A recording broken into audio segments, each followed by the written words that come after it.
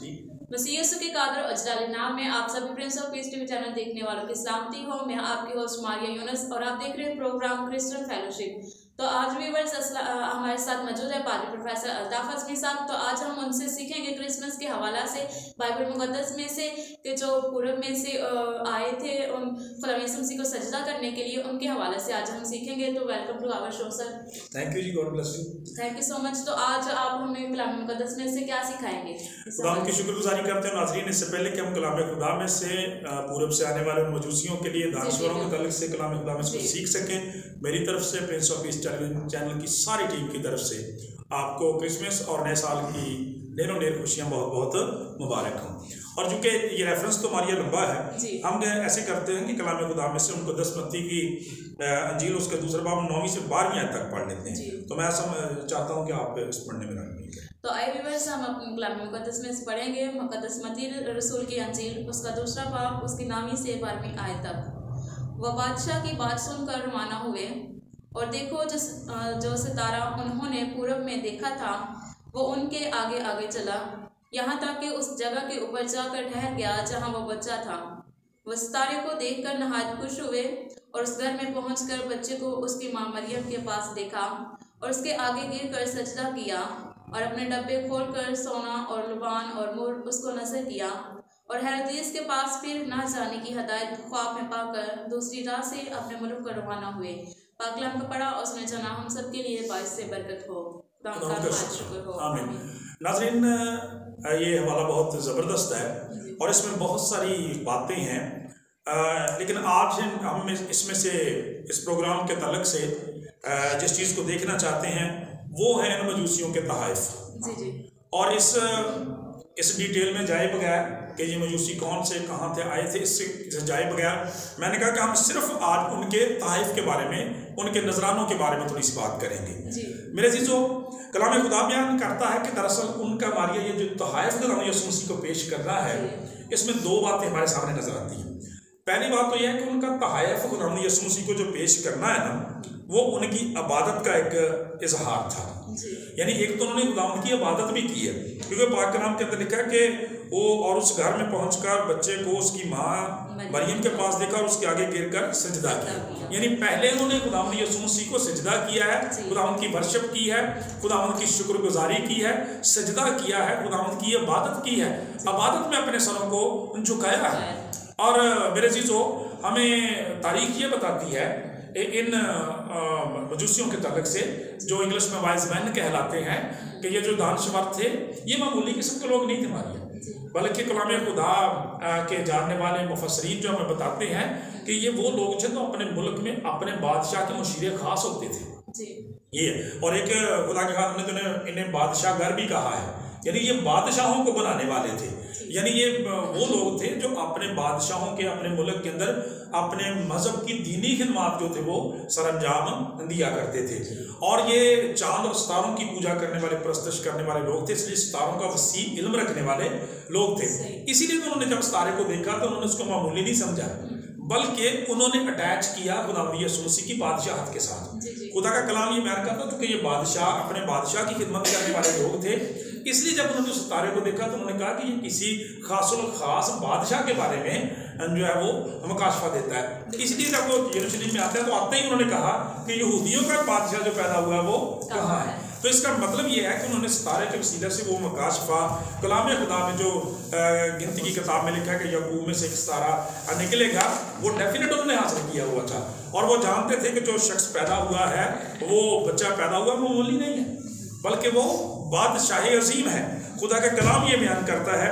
इसलिए जिस तरह से वो अपने बादशाह के हुजूर नजराने और अपने तहाइफ, अपनी शुक्रगुजारियाँ चढ़ाते रहते थे, इसके लिए भी उन्होंने समझा कि वो खाली हाथ ना आए खुदा के हुजूर। खुदा का कलाम बयान करता है कि वो उन्होंने सबसे पहले परस्तश की है। जैसे आपको भी पता है कि आप बाबल के बादशाह के बारे में, फिरौन के बारे में जानते हैं कि उस वक्त के जो बादशाह थे वो खुद को खुदा भी समझते थे, तो डेफिनेट फिर ये भी उनकी परस्तश करते होंगे, उनमें शामिल होते होंगे और उनको यजरात वगैरह चढ़ाते होंगे। लेकिन जहाँ पे जाकर जब उन्होंने देखा, जो मुकाशफा हासिल किया, उन्होंने कहा नहीं, ये आम बादशाहों की तरह से बादशाह नहीं है, ये गैर मामूली है, ये आला है, खुदा का कलाम ये बयान करता है, इसलिए उन्होंने उसके लायक तौर पर जो है ना वो नजराने लेके आए हैं। उनमें सोना है, लुबान है और मुर है। तो पहली बात खुदा का कलाम हमें बयान करता है कि वो खुदा उनके हज़ूर झुकते हैं, सजदा करते हैं। खुदा का पाक कलाम बयान करता है मेरे अज़ीज़ों कि जब खुदावंद यीशु मसीह को उन्होंने सजदा किया तो यीशु मसीह भी बच्चे ही थे। जिस तरह से खुदा का कलाम बयान करता है कि जब हैकल में उन्हें पेश किया गया तो खुदावंद यीशु मसीह तो भी बच्चे ही थे। खुदा का पाक कलाम बयान करता है हैकल में पेश किए गए, लेकिन बुजुर्ग शमौन ने देख के कह दिया कि मेरी आंखों ने तेरी निजात देख ली। तो वो बेसिकली ये था कि वो कलाम मुजस्सम था। खुदावंद यीशु मसीह जब पैदा हुए वो नज्जी थे। तो कलाम खुदा बयान करता है कि उन्होंने सोना, लुबान और मुर जो है उसको नजर किया, इबादत की, और उसके साथ इबादत का जरूरी हिस्सा जो है वो शुक्रगुजारी है, हदिया जात हैं। तो ये 3 हदिया जात उन्होंने खुदावंद को पेश किए हैं, नजराने पेश किए हैं, और ये तीनों खुसूसी अहमियत के हामिल हैं। और जब हम बुजुर्ग यशायाह नबी का सहीफा पढ़ते हैं तो उसमें नाज़रीन बाकायदा इनका जिक्र किया गया है, पेशगी तौर पर बयान किया गया है कि गैर कौमों के जो बादशाह हैं, गैर कौमों के जो दानश्वर हैं, और वो खुदा के बेटे को, कलाम मुजस्सम को सोना, लुबान पेश करेंगे। सोना जो है बाइबल मुकद्दस के अंदर, हमारी जो बाइबल की ट्रेडिशंस है उनके अंदर सोना जो है वो पहले तो बादशाहत को ज़ाहिर करता है और फिर खुदावंद यीशु मसीह की इलाही ज़ात की तरफ इशारा करता है। यानी जब वो सोना पेश कर रहे थे तो गोया ये कह रहे थे कि खुदावंद यीशु मसीह बादशाहों के बादशाह है, यानी ये वो बादशाह है जो इस काबिल है कि इसको सोने का जो है वो नजराना चढ़ाया जाए, पेश किया जाए। और सोना खुदावंद यीशु मसीह की, जिस तरह से सोना जो है वो खालिस्तान की तरफ इशारा करता है, उसी तरह से खुदावंद यीशु मसीह की उस इलाही ज़ात की तरफ इशारा करता है, तो लूहियत की तरफ इशारा करता है कि अगरचे ये बच्चा है लेकिन इसमें खुदा बजाते खुद मुजस्सम है। क्योंकि कलाम खुदा में लिखा है इब्तिदा में कलाम था, कलाम खुदा के साथ था, कलाम खुदा था, और फिर 14 वर्ष में लिखा कलाम मुजस्सम हुआ और हमारे दरमियान रहा, और हमने उसका ऐसा जलाल देखा जैसे खुदा के अकलौते बेटे खुदावंद यीशु मसीह का जलाल। तो सोना जो है ये खुदावंद यीशु मसीह की इलाही ज़ात होने की तरफ जो है वो इशारा करता है। और जब वो सजदे के साथ पेश कर रहे थे तो तस्लीम कर रहे थे कि जो बच्चा पैदा हुआ है वो खुदाए मुजस्सम है। दूसरी बात लुबान। लुबान आप देखते हैं कि बाइबल मुकद्दस के अंदर जब हम देखते हैं तो हमें पता चलता है कि ये वो ख़ास एक तरह से पाउडर परफ्यूम था जो हैकल की खिदमात के अंदर क़याम इज्तिमा में जलाया जाता था, और इसकी राहत अंगेज खुशबू जो थी वो खुदावंद को पहुंचती थी, और दिन काहिन अपनी जिम्मेदारियों को अदा करते थे। यहाँ पे लुबान जो है वो बेसिकली खुदावंद यीशु मसीह के काहाना मनसब की तरफ इशारा करता है कि खुदावंद यीशु मसीह इलाही काहिन है, अबदी काहिन है, मुल्क सदक का काहिन है जो हमेशा की कहानत के लिए आया है। तो ये खुदावंद यीशु मसीह की कहानत की तरफ इशारा करता है कि खुदावंद यीशु मसीह वो काहिन है। जैसा कि आपको पता है कि मुकद्दस यूहन्ना ने जब खुदावंद यीशु मसीह को देखा तो उन्होंने कहा था देखो ये खुदा का बर्रा है। खुदावंद यीशु मसीह की जात में ये काबिलियत है कि वो बर्रा भी खुद है और काहिन भी खुद है, यानी कुर्बानी भी खुद है और कुर्बानी को पेश करने वाला भी खुद है। हाँ जी, काहिनों, बल्कि अगर ये कहा जाए कि मतलब सरदार काहिन जो है, हकीकी मानों में सरदार काहिन जो है वो यीशु मसीह है। तो ये लुबान जो है खुदावंद यीशु मसीह के उस कहाना मनसब की तरफ, कहानत की तरफ इशारा करता है। और तीसरी बात मुर है। तो मुर मेरे अज़ीज़ों वो बूटी है जिसको जब रगड़ा जाता है तो इसमें से ऐसी ज़बरदस्त फ्रेगरेंस निकलती है, इतनी खूबसूरत खुशबू आती है कि सारा आंगन महक जाता है। और कलाम खुदा में बताता है कि जो तेल बादशाहों को और काहिनों को मसा करने के लिए बनाया जाता था उसमें इसको डाला जाता था, पहले से रगड़ा जाता था, देन उसमें डाला जाता था। उसकी खुशबू इतनी ज़बरदस्त होती थी कि जिस बादशाह को, जिस काहिन के लिबास पर जो लगा होता था, मीलों तक पता चलता था कि खुदा के लोग यहाँ से गुजरे हैं। तो खुदा का कलाम बयान करता है कि वो रगड़ा जाना बेसिकली खुदावंद यीशु मसीह के सलीबी दुखों की तरफ इशारा करता है। सलीबी दुखों की तरफ इशारा था कि आने वाले वक्त में यीशु मसीह की जान जो है वो दुख उठाएगी, खुदावंद यीशु मसीह दुख उठाएंगे, उनका बदन सलीब पर तोड़ा जाएगा, खून बहाया जाएगा और ये दुनिया के मुक्तिदाता और निजात दहिंदा बनेंगे। यूँ तीनों तहाइफ जो है वो खुदावंद यीशु मसीह की कामल जिंदगी को हमारे सामने पेश करते हुए हमें साबित करते हैं कि यीशु मसीह कलाम खुदा के मुताबिक कामल खुदा भी है और कामल इंसान भी है। खुदाए कामल और खुदाए कामल और इंसान कामल की सूरत में खुदावंद यीशु मसीह जो दुनिया के अंदर जो है तशरीफ लाए, और इसीलिए आपने वो कामल कुर्बानी गुजारनी है जिसके बाद गुनाहों की कोई कुर्बानी बाकी नहीं रही। आज ज़रूरत है कि उन्हें शख्सी निजात दहिंदा कबूल करें और बरकत पाएं। मेरे अज़ीज़ों, जरूरत इस बात की है कि इस क्रिसमस पर आप मानिए हमारे लिए जो सवाल पैदा होता है, हम खुदावंद को क्या पेश करें। बिल्कुल, उन्होंने ये तोहफे पेश उन्होंने सोना मोहर और लबान पेश किया। और मैं आज सुबह की मीटिंग में भी ये बात कर रहा था नाजरीन कि उन्होंने खुदावंद यीशु मसीह के कद को देख के शायान शान खुदावंद के तोहफे पेश किए हैं। आज हमें भी ऐसा करने की जरूरत है। और इसका सबसे बेहतरीन वारियत पता क्या तोहफा खुदा के कलाम में लिखा है।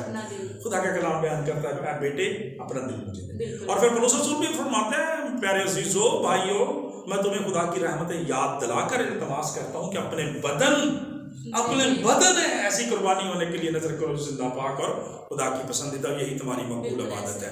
इन्होंने भी इबादत की है, हम भी इबादत करेंगे।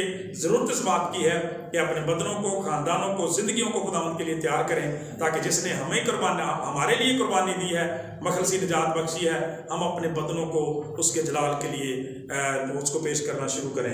क्योंकि खुदा का कलाम ये बयान करता है तुम्हारी रोशनी आदमियों के सामने चमके, ताकि वो तुम्हारे नेक कामों को देखकर तुम्हारे आसमानी बाप की तमजीद करें। खुदा से दुआ है कि इस कलाम के वसीला से हम सबको बरकत दे। आमीन आमीन। बहुत ही खूबसूरत आपने कलाम हमारे साथ शेयर किया।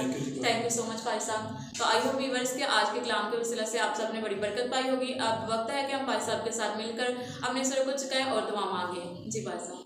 खुदा बाप बेटे और खुद के नाम में आमीन। आसमानी बाप तेरी शुक्रगुजारी करते हैं इन मुकद्दस अय्याम के लिए जो क्रिसमस के ताल्लुक से तूने हम सबों की ज़िंदगी में बख्शे हैं। आज के इस प्रोग्राम के लिए, तेरी होस्ट के लिए, Prince of peace television channel के लिए, सारी टीम के लिए, तमाम तरह के लिए तेरी बड़ी शुक्रगुजारी करते हैं। खुदावंद दुआ करते हैं आसमानी बाप के और ज़्यादा इसको वसअत देना, ताकि तेरे पाक नाम को इज्जत और जलाल मिले।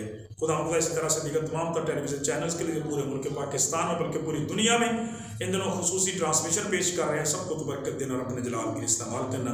जितने लोग इस वक्त इस प्रोग्राम को देख रहे हैं सबको बरकत देना और अपने जलाल के लिए इस्तेमाल करना। मुल्क पाकिस्तान, हुकूमत पाकिस्तान और फौज पाकिस्तान के लिए तेरी खुसूसी बरकत चाहते हैं, शफकत चाहते हैं। एक एक ज़िंदगी को बरकत देना और अपने जलाल के लिए कसरत से इस्तेमाल करना। तेरे बेटे अपने प्यारे खुदावंद यीशु मसीह नासरी के नाम से तो खुदावंद आपको बड़ी बरकत दे कि आप इसी तरह दिन ब दिन हमें आगाह करते जाएं कलाम मुकद्दस में से। बहुत शुक्रिया जी।